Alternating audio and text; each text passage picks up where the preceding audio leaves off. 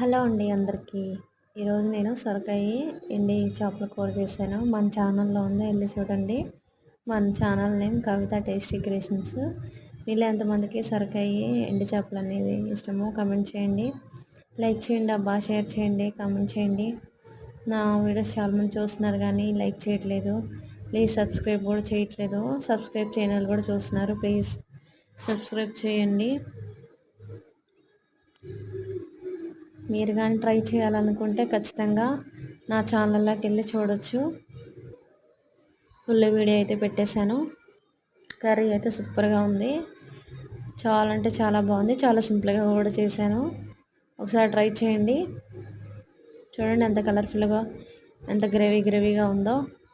రైస్లో కొంచెం వేసేసుకొని తింటే అదిరిపోద్ది అనమాట. మీరు కూడా ట్రై చేయండి, చాలా అంటే చాలా బాగుంది. బాయ్.